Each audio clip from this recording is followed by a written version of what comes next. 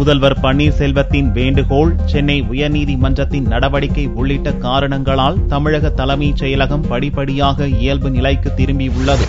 கடந்த மாதம் 27ஆம் தேதி தமிழக முதல்வராக இருந்த அதிமுக பொதுச் செயலாளர் ஜெயலலிதா சொத்து சேர்ப்பு வழக்கில் சிறையில் அடைக்கப்பட்டார். இதைத் தொடர்ந்து தமிழக அரசின் தலைமைச் செயலகம் வெறிச்சோடியது. தொடர்ந்து ஜாமீன் மனு தாக்கல், விசாரணை ஒத்திவைப்பு, ஜாமீன் மனு தள்ளுபடி என்று அனைவரது பார்வையும் பெங்களூருவை நோக்கி இருந்ததால் தலைமைச் செயலகத்தில் அரசு ஊழியர்களின் வருகையை தவிர்த்து மற்றவர்களின் வருகை நின்று போனது. கடந்த 29ஆம் தேதி தமிழக முதல்வராக பன்னீர்செல்வம் மற்றும் அமைச்சர்கள் பதவியேற்றுக் கொண்டனர். இதைத் தொடர்ந்து அரசு இணையதளத்தில் ஜெயலலிதாவின் படம் அகற்றப்பட்டு முதல்வர் பன்னீர்செல்வம் மற்றும் அமைச்சர்கள் படம் இடம்பெற்றது. ஆனால் வியாழக்கிழமை வரை சட்டசபை இணையதளத்தில் ஜெயலலிதாவின் படம் அகற்றப்படவில்லை. தலைமைச் செயலகத்தின் பார்வையாளர்கள் நுழையும் பகுதியில் வைக்கப்பட்டுள்ள ஜெயலலிதாவின் படங்களும் இதுவரை அகற்றப்படவில்லை. முதல்வராக பொறுப்பேற்ற பன்னீர்செல்வமும் தனது நிதியமைச்சக அறையில்தான் முதல்வர் பொறுப்பையும் தொடர்ந்து வருகிறார். வியாழனன்று பன்னீர்செல்வத்தின் அறைமுகப்பில் முதல்வர் என்ற பெயர் பலகை வைக்கப்பட்டது.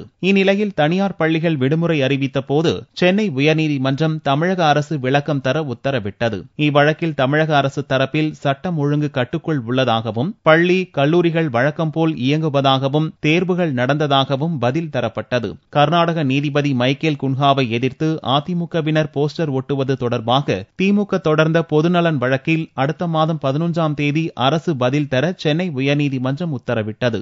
இந்நிலையில் முதல்வர் பன்னீர்செல்வம் அதிமுக பொருளாளர் என்ற முறையில் கட்சியினர் போராட்டங்களில் ஈடுபட்டு அரசுக்கு நெருக்கடி தர வேண்டாம் என்றும், எதிர்க்கட்சியினரின் மாய வலையில் சிக்க வேண்டாம் என்றும் அமைதி காக்கும்படி அறிக்கை வெளியிட்டார். புதன்கிழமை முதல் அமைச்சர்கள் தலைமைச் செயலகம் வந்து தங்களது அன்றாட பணிகளை கவனித்தனர். வியாழனன்று கூட்டுறவுத்துறை அமைச்சர் தலைமையில் அத்துறை தொடர்பான கூட்டம் நடந்தது. வியாழனன்று முதல்வர் பன்னீர்செல்வம் உள்ளிட்ட அமைச்சர்கள் வந்தபோதும் கட்சியினர் மற்றும் பார்வையாளர்களின் வருகை குறைவாகவே இருந்தது.